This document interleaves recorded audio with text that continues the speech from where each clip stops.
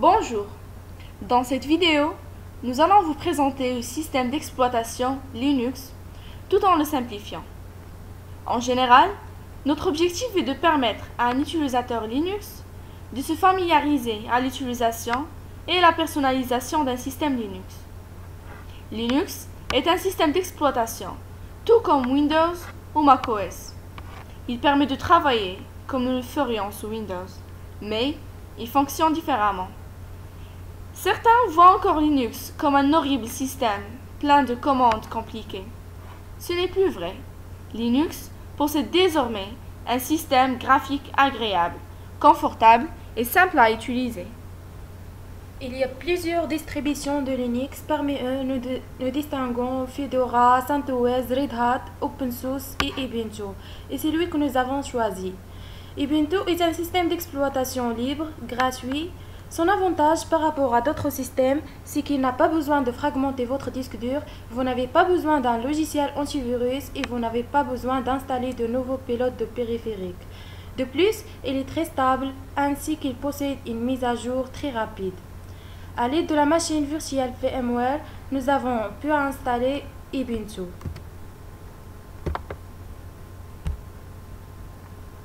Alors, nous allons commencer par les étapes d'installation. Un écran de bienvenue vous annonce que vous commencez la procédure d'installation d'Ubuntu. Choisissez la langue dans laquelle vous souhaitez poursuivre l'installation, français, et cliquez sur Installer Ubuntu.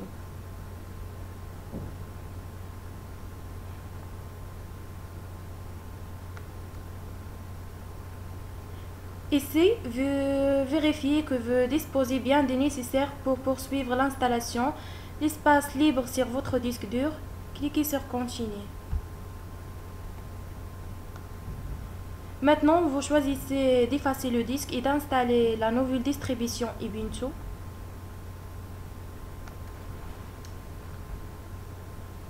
Cette étape vous demande de choisir dans quel disque souhaitez-vous installer le système d'exploitation. Lorsque votre partitionnement est terminé, cliquez sur Installer maintenant pour débuter l'installation d'Ubuntu.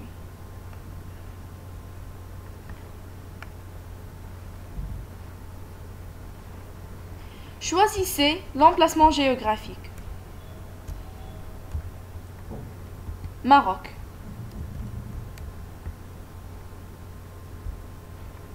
Cliquez sur Continuer.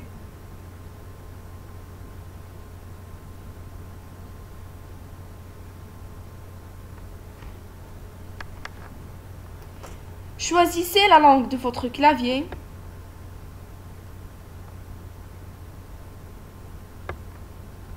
Français.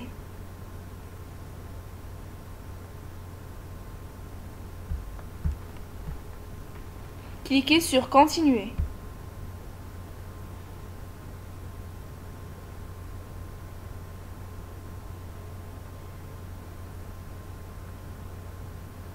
Créez votre compte utilisateur.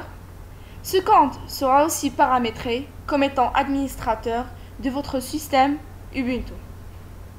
Entrez votre nom, EST. Entrez un mot de passe, puis le confirmez. Ce mot de passe évitera le fait qu'une autre personne puisse effectuer des tâches administratives dans votre ordinateur. Cliquez sur Continuer.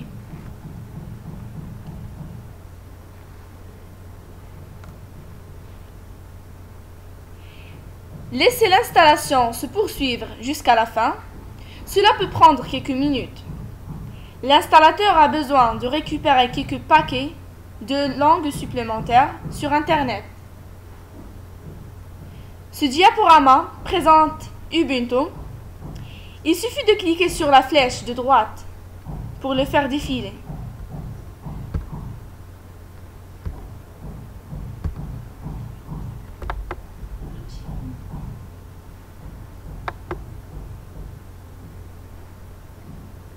Patientez jusqu'à ce que l'installation arrive à son terme. Après la fin de l'installation, redémarrez la machine.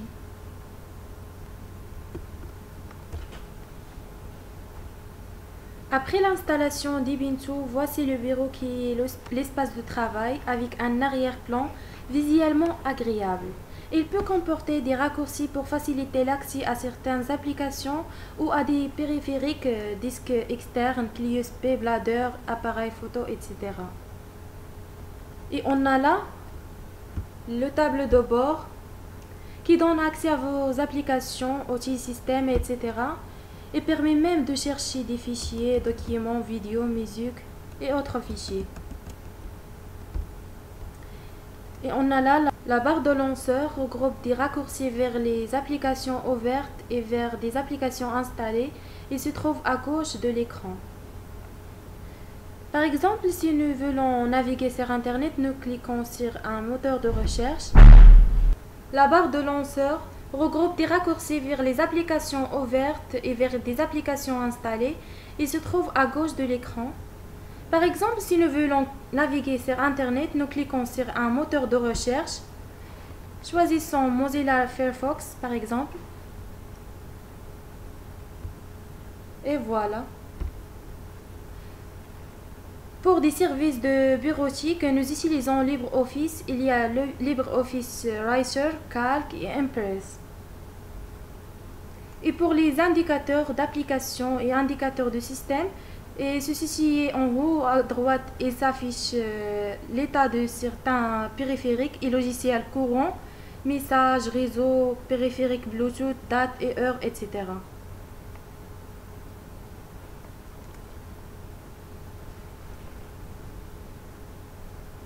Passons maintenant aux commandes de Linux.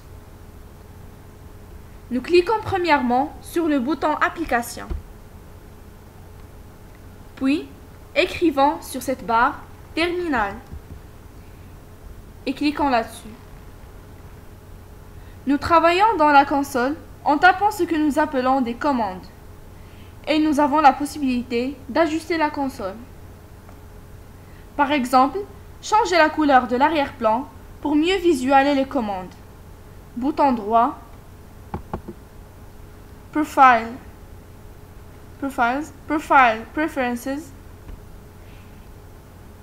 Il nous donne une fenêtre. Nous cliquons sur Colors. Nous décochons Use Colors from System Theme. Nous avons par défaut la couleur noire et la couleur blanche de l'arrière-plan.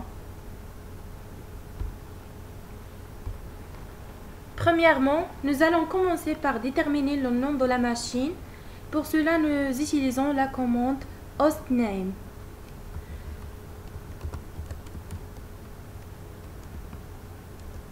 Comme nous voyons, le nom de la machine est EST. Pour savoir l'utilisateur connecté à la machine, nous utilisons la commande who.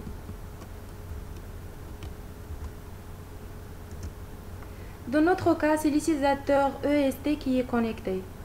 Et pour effacer le terminal, nous utilisons la commande clear. Et pour connaître la date d'aujourd'hui, nous tapons la commande date. Cliquez sur Entrée. Alors, il nous affiche la date et l'heure actuelle. La commande cal permet d'afficher le calendrier. Et voilà. Au cas où nous voulons connaître le rôle d'une commande, nous utilisons la commande man suivie de la commande. Par exemple, man ls. Le rôle de la commande ls, c'est de lister les dossiers et les fichiers du répertoire et pour quitter, taper kilon. Et voilà les dossiers et les fichiers existants dans notre répertoire. Le système par défaut colore les dossiers et ne colore pas les fichiers. Nous allons créer des fichiers à l'aide de la commande touch et suivi par le nom des fichiers qu'on veut créer. Par exemple, touch rabat, sali, case. En tapant la commande ls, Voici les fichiers que nous avons créés. Rabat, Salé, Casa. Ils ne sont pas colorés.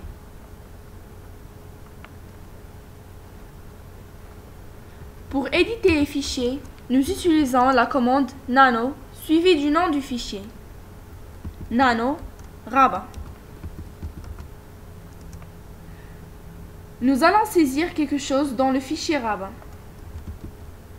Janvier, février, mars, avril, mai, juin, juillet,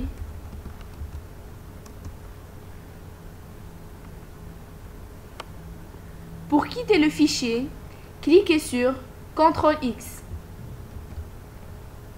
Le système demande si vous voulez enregistrer le contenu. Tapez Y pour l'enregistrer. Pour voir le contenu de fichier Rabat, tapez la commande 4. 4 Rabat. Pour copier un fichier sur un autre dossier, nous utilisons la commande CP. Cette commande doit être suivie du nom de fichier, c'est Rabat, et suivie par le nom du fichier où nous voulons copier. CP, Rabat, Casa. 4, Casa. Voilà le contenu du fichier Casa. En ce qui concerne la création d'un nouveau dossier, nous utilisons la commande mkdir, suivie par le nom du dossier, par exemple Maroc. mkdir, Maroc.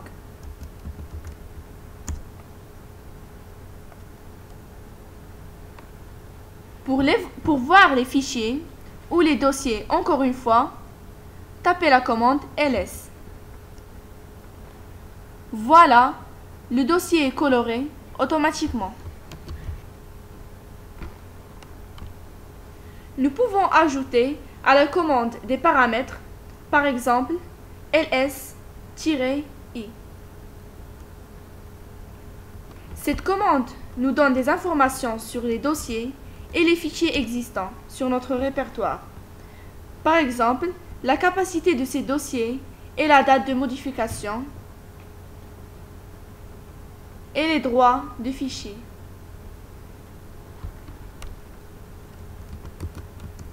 Clear. Pour créer une arborescence, nous ajoutons à la commande mkdir l'option -p. mkdir -p France /Italie /Espagne.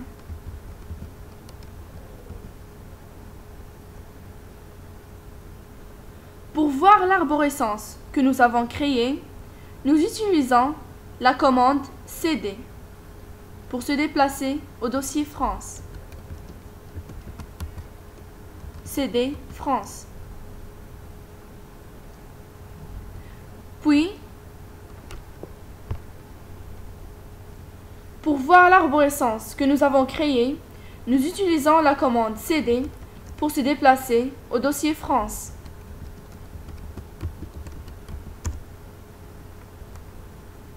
Puis ls. Voici le dossier Italie existant dans le dossier France. cd Italie.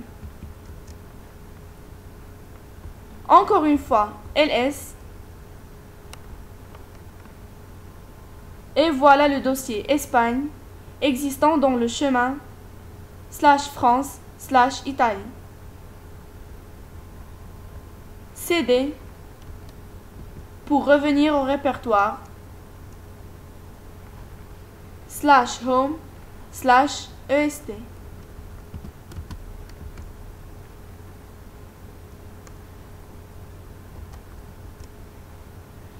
Pour supprimer un dossier, nous utilisons la commande rmdir.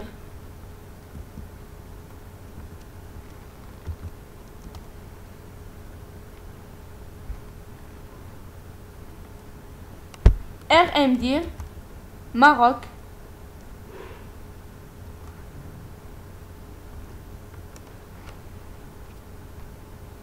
nous avons supprimé le dossier Maroc. Pour supprimer un fichier, nous utilisons rm-rf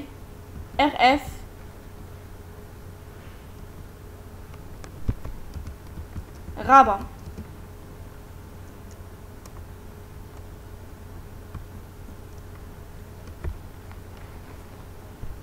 Le fichier rabat est supprimé.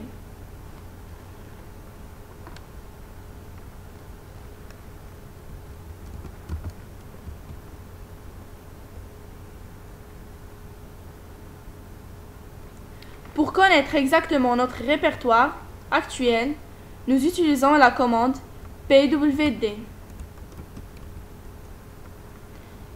Et voilà, nous sommes maintenant sur home/est. Et une autre commande, par exemple, pour déplacer ou renommer un fichier, nous utilisons la commande mv, suivi du nom de fichier origine, suivi du nom du nouveau fichier où nous voulons déplacer. mv casa stats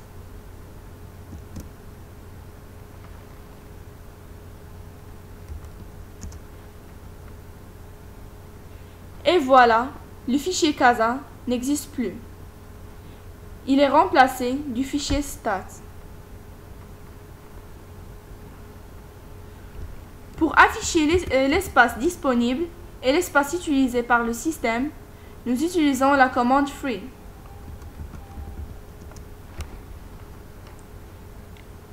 Used, c'est l'espace utilisé sur le disque.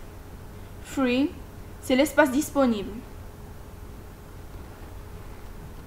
Si nous voulons faire une recherche sur un fichier, nous utilisons la commande find. Find -name stat. Voilà l'emplacement du fichier cherché.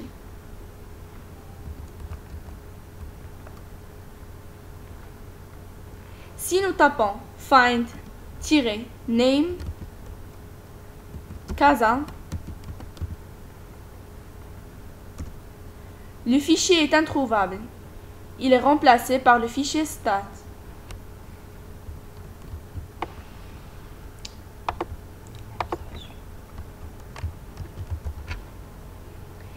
Si nous voulons ajouter un utilisateur, d'abord, il faut se connecter avec le root en utilisant la commande sudo-i.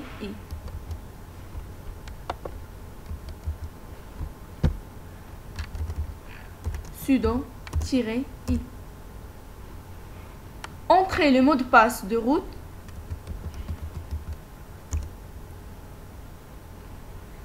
Tapons la commande adduser suivi du nom du nouveau utilisateur.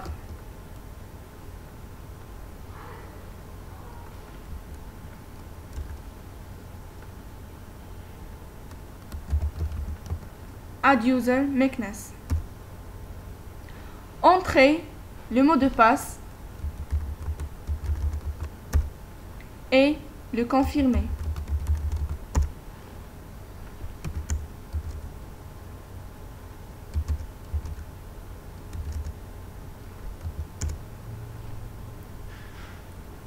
Nous allons fermer la session actuelle pour ouvrir une autre avec le nom du nouveau utilisateur. Logout.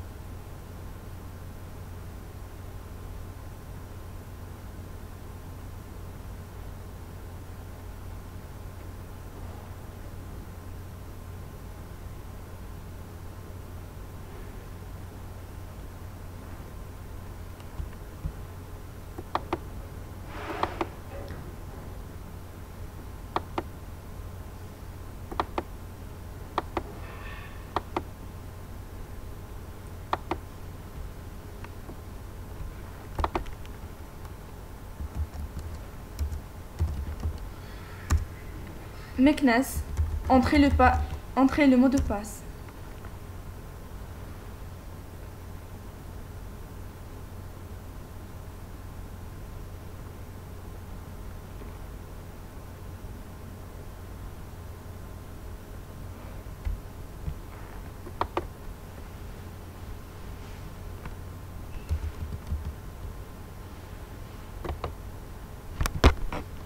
Terminal. Pour redémarrer la machine, utilisez la commande shutdown-r now, c'est-à-dire robot immédiate. Sudo-i, entrez le mot de passe.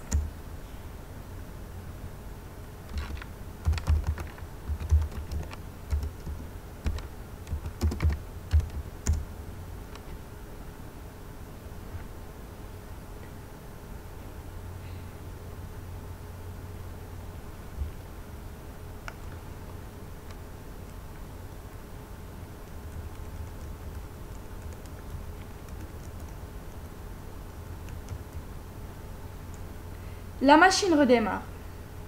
Patientez.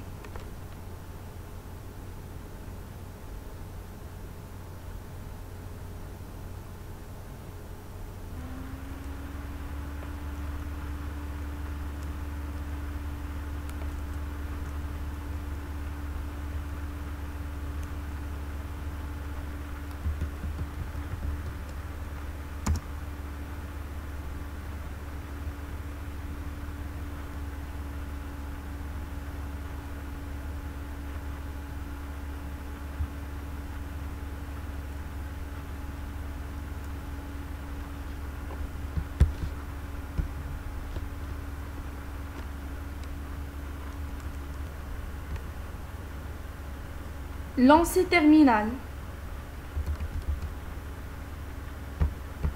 Cliquez là-dessus.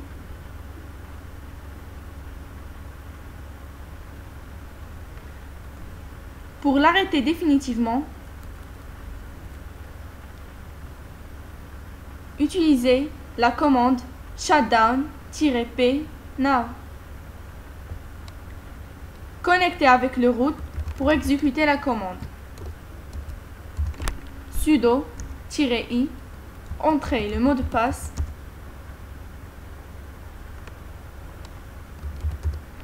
Shutdown-p now.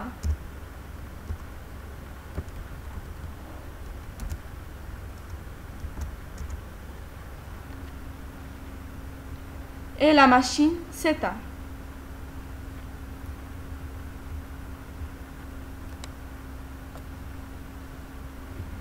Et notre vidéo touche à sa fin. J'espère que nous avons réussi à vous simplifier l'utilisation du système d'exploitation Linux.